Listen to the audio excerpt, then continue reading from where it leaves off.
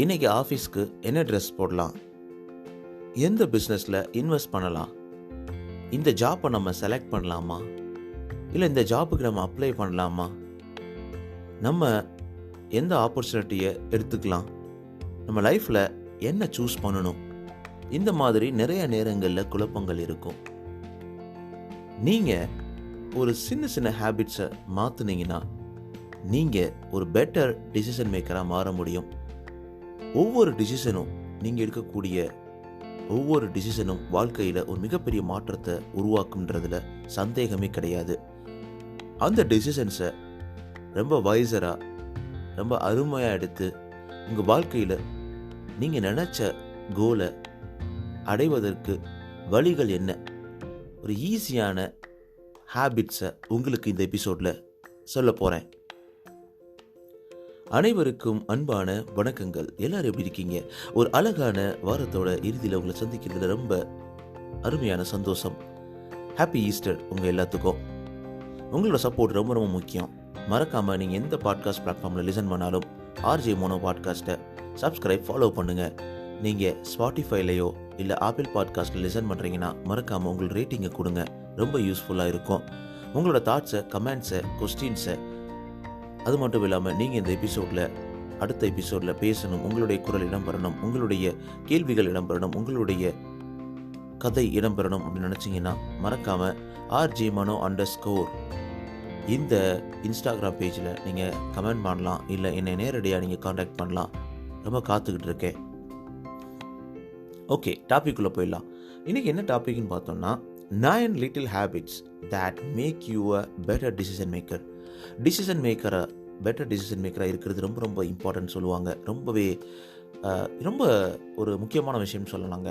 ஏன்னா வாழ்க்கையில் எல்லா நேரங்களையும் ஒரு சேலஞ்சஸ் கிடைக்கும். நம்மளுக்குள்ள நிறைய சேலஞ்சஸ் உருவாகும். ஒவ்வொரு நேரங்கள்லையும் அது காலையிலையாக இருக்கட்டும், இல்லை ஒவ்வொரு வாழ்க்கையில் நிறைய முக்கியமான நேரங்களாக இருக்கட்டும், நிறைய நேரங்களில் நீங்கள் ஒரு நல்ல டிசிஷன் எடுக்க வேண்டியது முக்கியமான கட்டத்தில் நீங்கள் இருக்கக்கூடிய ஒரு சந்தர்ப்பம் இருக்கும் அப்படின்னு தான் சொல்லுவாங்க. ஸோ காலையில் எந்திரிச்ச பின்னாடி ஆஃபீஸ் போகும்போது ஓகே எந்த பஸ் ரூட் எடுக்கலாம், எந்த பஸ்ஸில் போகலாம், எந்த ட்ரெஸ்ஸு போடலாம் அப்படின்ற ஒரு சின்ன சின்ன விஷயத்தில் இருந்து இன்றைக்கி மதியானம் என்ன லஞ்சு சாப்பிட்லாம், ஹெல்த்தியாக சாப்பிட்லாமா, ஃபாஸ்ட் ஃபுட் சாப்பிட்லாமா அப்படின்ற மாதிரியான நிறைய கேள்விகளுக்கு இடையில் நீங்கள் ஒரு பெட்டர் டிசிஷன் மேக்கராக இருந்தே ஆக வேணும். இது நம்ம சின்ன வயசுலேருந்தே இருக்கலாம். இந்த சப்ஜெக்ட் படிக்கலாமா, அந்த சப்ஜெக்ட் படிக்கலாமா, இந்த குரூப் எடுக்கலாமா, அந்த குரூப் எடுக்கலாமா, எந்த இன்ஜினியரிங் படிக்கலாமா, டாக்டர் படிக்கலாமா அப்படின்ற மாதிரி பல குழப்பங்கள் இருக்கும். எல்லா இடங்களையும் டிசிஷன் மேக்கராக நம்ம இருக்க மாட்டோம். நம்மளை சுற்றி இருக்கவங்கள தான் நம்ம டிசிஷன் எடுப்பாங்க, நம்ம வாழ்க்கையை அவங்க ட்ரைவ் பண்ணுவாங்க. ஆனால் அப்படி இருக்கவே கூடாதுங்க. நம்மளுடைய வாழ்க்கையை நம்ம தான் ட்ரைவ் பண்ணி ஆகணும். அப்படின்ற போது இருக்கும்பொழுது ஒரு குட் டிசிஷன் மேக்கராக இருக்கிறது ரொம்ப ரொம்ப இம்பார்ட்டண்ட்டு. அப்படி இருக்கும்போது இந்த குட் டிசிஷன் மேக்கராக இருப்பதற்கு நீங்கள் இந்த 9 little habitsை நீங்கள் ஃபாலோ பண்ணும்போது you are the better decision maker அப்படின்ற ஒரு நிலைமையை நீங்கள் அடைய முடியும். அதை தான் இங்கே பார்க்க போகிறோம். ஓகே, அது ஃபஸ்ட் பாயிண்ட்னு பார்த்தோன்னா take note of your over confidence. ரொம்ப இம்பார்ட்டண்ட். ஒரு விஷயத்தை நீங்கள் முடிவு எடுக்கிறதுக்கு முன்னாடியே நீங்கள் உங்களை பற்றி தெரிஞ்சுக்கணும். நீங்கள் எவ்வளோ கான்ஃபிடென்ட் லெவலில் இருக்கீங்க அப்படின்றத புரிஞ்சுக்கணும். ஸோ எப்போவுமே நீங்கள் ஓவர் கான்ஃபிடென்ட்டாக நம்மளால் அதை பண்ண முடியும், ஓகே இது என்னால் முடியும், இந்த வேலையை நான் எடுத்துக்கிறேன் அப்படின்றது சொல்லி டப்புன்னு பொசுக்குன்னு நீங்கள் எடுத்துக்கூடாது. ஏன்னா அதை கரெக்டாக முடிக்க முடியாதா அப்படின்றது உங்களுக்கு நல்லாவே தெரியும். இருந்தாலும் இந்த ஓவர் கான்ஃபிடென்ஸ் உங்கள் கண்ணை மறப்பதற்கான காரணங்கள் இருக்குது. ஸோ அந்த நிலைமையில் நீங்கள் என்ன பண்ணலான்னா கொஞ்சம் நீங்கள் திங்க் பண்ணி உங்களோட கான்ஃபிடென்ட் லெவலை நீங்கள் ஒரு எஸ்டிமேட்டாக எடுத்து அதை டிபெண்ட் பண்ணி நீங்கள் டிசிஷன் எடுக்கிறது ரொம்ப நல்ல விஷயம். எந்த ஜாப்பை நீங்கள் எந்த ஒரு ஒர்க்கை அக்செப்ட் பண்ணுறதுக்கு முன்னாடியும் அது ரொம்ப ரொம்ப இம்பார்ட்டன்ட். இது எல்லா இடத்துக்கள்லேயே பொருந்தும். நீங்கள் என்ன படிக்க போகிறீங்க அப்படின்ற எல்லா விஷயம் உங்களுக்கு என்ன பிடிச்சது, என்ன பிடிச்சிருக்கு அப்படின்றத ஃபஸ்ட்டு நீங்கள் டிசைட் பண்ணணும். ரெண்டாவது என்னென்னு பாயிண்ட் பார்த்தோன்னா identify the risk you take. இது ரொம்பவே இம்பார்ட்டன்ட். எல்லா நேரங்கள்லையும் நீங்கள் எவ்வளோ ரிஸ்க் இருக்குது, இந்த ஒரு வேலையை நம்ம பண்ணும்பொழுது, இந்த ஒரு டிசிஷனை நம்ம எடுக்கும் பொழுது நமக்கு எவ்வளோ ரிஸ்க் இருக்கும், நமக்கு எவ்வளோ இம்பேக்ட் இருக்கும், நம்ம லைஃப்பில் எவ்வளவு ஒரு பிரச்சனை ஏற்படுத்தும், இல்லை எவ்வளோ பெனிஃபிட் நம்மளுக்கு கொடுக்கும் அப்படின்றத ரொம்பவே ரிஸ்க் அனலைசிஸ் பண்ணணும். ஸோ ஒரு கன்சர்ன்ஸ் என்ன, ஒரு ப்ரோஸ் என்ன அப்படின்றத நீங்கள் எழுதினீங்கன்னாவே உங்களுக்கு ஈஸியாக தெரிய ஆரம்பிச்சிடும். இந்த வீடை வாங்கினா நம்மளுக்கு எவ்வளோ பெனிஃபிட் இருக்குது, இந்த வீடை வாங்கினா எவ்வளவு நம்ம இம்பேக்ட் ஆகும், எவ்வளவு கஷ்டப்படுவோம், எவ்வளோ அகலக்கால் வைக்கிறோம் அப்படின்ற மாதிரி பல கேள்விகளுக்கு பதிலை நீங்கள் இந்த ரிஸ்க் அனலைசிஸ் பண்ணும்போது ஈஸியாக கண்டுபிடிச்சிடலாம். இதை ஃபாலோ பண்ணி பாருங்கள். ரொம்ப இம்பார்ட்டண்டான டிப்பு. 3 பார்த்தோன்னா frame your problems in different way. ஆமாம், ஸோ உங்களோட அந்த கொஸ்டின், அந்த ப்ராப்ளம், அது எல்லாத்தையுமே நீங்கள் ஒரு டிஃப்ரெண்ட் பெர்ஸ்பெக்டிவ்லேருந்து பார்க்கணும். ஸோ நீங்கள் அந்த பிரச்சனைகளுக்குள்ளே இருந்து பார்க்கும்பொழுது அது அதோட ஒரு நுணுக்கம் தெரியாது. அதே இது நீங்கள் ஒரு தேர்ட் பர்சனாக நீங்கள் திங்க் பண்ணிவிட்டு ஓகே இதை வந்து என் ஃப்ரெண்டு எடுத்தா நீ எப்படி பண்ணுவேன் அப்படின்ற மாதிரி பண்ணுறது தான் வந்து முக்கியம். ஸோ இதுக்கு ஒரு முக்கியமான எக்ஸாம்பிள் பார்த்தோம்னா, ஒரு சர்ஜன் சொல்கிறாரு ஒரு பேஷண்ட்டுக்கிட்ட, இந்த சர்ஜரியை பண்ணுற எல்லாருமே, அதாவது 90% பீப்புள் வந்து சக்ஸஸ் ஆயிடுவாங்க அப்படின்னு சொல்கிறாங்க. அதே இன்னொரு சர்ஜன் என்ன சொல்கிறாரு, 10% இது பண்ணவங்க எல்லாரும் இறந்துட்டாங்க அப்படின்னு சொல்லும்போது, இந்த 2 பதில்களுமே வந்து ஒரே ஒரு கருத்தை தான் வெளிப்படுத்துது. பட் ஆனால் அந்த பெர்ஸ்பெக்டிவ் டிஃப்ரெண்ட். அதை கேட்குற பேஷண்ட்டுக்கு எப்படி இருக்கும் பார்த்துக்கோங்களேன். 10% டை பண்ணுறவங்க அப்படின்ற சொல்கிற சர்ஜன்கிட்ட யாராவது போவாங்களா? போகவே மாட்டாங்க. அந்த பாசிட்டிவான அப்ரோச் இருக்குல்ல, அதுதான். ஸோ அந்த மாதிரி தான் நீங்களும் உங்களோட ப்ராப்ளத்தை டிஃப்ரெண்ட்டாக ஃப்ரேம் பண்ணணும். ஒரு பாசிட்டிவாக எடுத்துக்கிட்டு பொழுது ஈஸியாக பாசிட்டிவாக நீங்கள் சால்வ் பண்ணுறதுக்கு, ஒரு பெட்டர் டிசிஷன் மேக் பண்ணுறதுக்கு ஈஸியாக இருக்கும் அப்படின்னு சொல்லுவாங்க. ஸோ ஃபோர்த் பார்த்தோன்னா, stop thinking about the problem. ஆமாம், எப்போயுமே பார்த்தாலும் அந்த ப்ராப்ளத்துக்குள்ளேயே திங்க் பண்ணி அதுக்குள்ளேயே உழண்டு அதுக்குள்ளேயே இருந்தோம்னா ஒரு கஷ்டமாக இருக்கும். அதுக்கு தான் ஒரு மெத்தட் சொல்லுவாங்க, இன்குபேட் அப்படின்ற ஒரு மெத்தட் சொல்லுவாங்க. இன்குபேட் அப்படின்றது வந்து அந்த ப்ராப்ளத்தை மட்டும் தனியாக எடுத்து வச்சு அதுக்கான ஒரு சொல்யூஷனை தேடுறது. அப்படி இருக்கும்போது ரொம்ப ஈஸியாக இருக்கும். அந்த ப்ராப்ளத்தை லிங்க் பண்ணி ஒரு பெரிய ஒரு செயினை கிரியேட் பண்ணி அதுக்குள்ளே நம்ம கஷ்டப்படுறது வந்து ஒன்றுமே ஒரு நல்ல டிசிஷனை கொடுக்காது அப்படின்னு சொல்லுவாங்க. 5வது பாயிண்ட் பார்த்தோன்னா, set aside time to reflect on your mistakes. ஆமாங்க, மிஸ்டேக்ஸ்லேருந்து லேர்ன் பண்ணுறது வந்து ரொம்ப ரொம்ப இம்பார்ட்டன்ட்டு. ஸோ இதே டிசிஷனை முன்னாடி மேக் பண்ணியிருக்கோமா, இந்த டிசிஷனால் என்ன அஃபெக்ட் ஆகிருக்கும். ஸோ சேம் டிசிஷனை சேம் ப்ராப்ளத்தை கிரியேட் பண்ணுற ஒரு டிசிஷன் திருப்பி எடுக்கும்போது நம்மளுக்கு பிரச்சனைகள் அதிகமாக வாய்ப்பதற்கு சான்சஸ் இருக்குது. அந்த மாதிரி சுச்சுவேஷனில் நம்ம எடுக்காமல் இருக்கிறது ரொம்ப நல்லது அப்படின்னு சொல்லுவாங்க. ஸோ அடுத்து பார்த்தோம்னா, 6th வந்து அக்னாலஜ் யுவர் ஷார்ட்கட்ஸ்.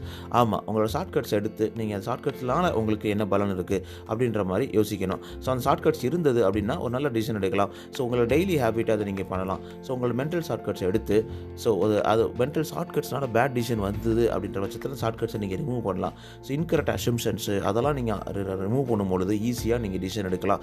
ஸோ இந்த ஷார்ட்கட்ஸ் உங்களுக்கு ஒரு சில நேரங்களில் உதவி செய்யலாமே தவிர எல்லா நேரங்களையும் உதவி செய்யாது. ஸோ அதனால் ஷார்ட்கட்ஸை நீங்கள் அவாய்ட் பண்ணுறது நல்லது.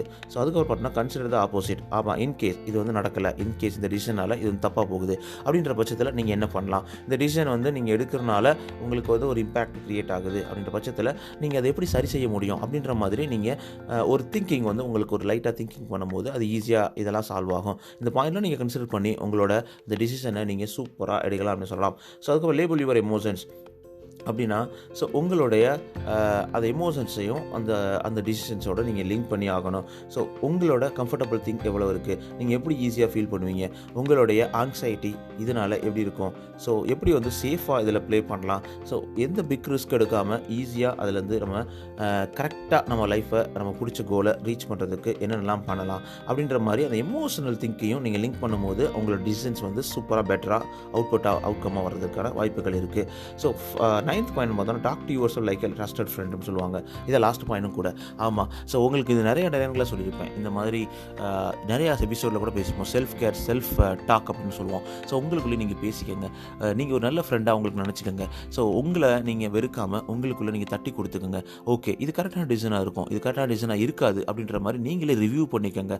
ஒரு விஷயத்தை நீங்கள் டிசிஷன் எடுக்கும்போது நீங்கள் ஒரு தேர்ட் பர்சனாக, நீங்கள் ஒரு நல்ல ஃப்ரெண்டாக உங்களுக்குள்ளேயே நீங்கள் அதை ரிவ்யூ பண்ணிவிட்டு ஓகே இது கரெக்ட் இல்லை அப்படின்ற மாதிரி உங்களுக்குள்ளே பேசும்பொழுது அது ஈஸியாக இருக்கும்னு சொல்லுவாங்க. ஸோ இந்த 9 பாயிண்ட்ஸை நீங்கள் ஃபாலோ பண்ணும்பொழுது, இந்த 9 ஹேபிட்ஸை நீங்கள் கொண்டு வரும்பொழுது உங்களை அறியாமலே நீங்கள் சூப்பர் பெட்டர் டிசிஷன் மேக்கராக மாறுவீங்க.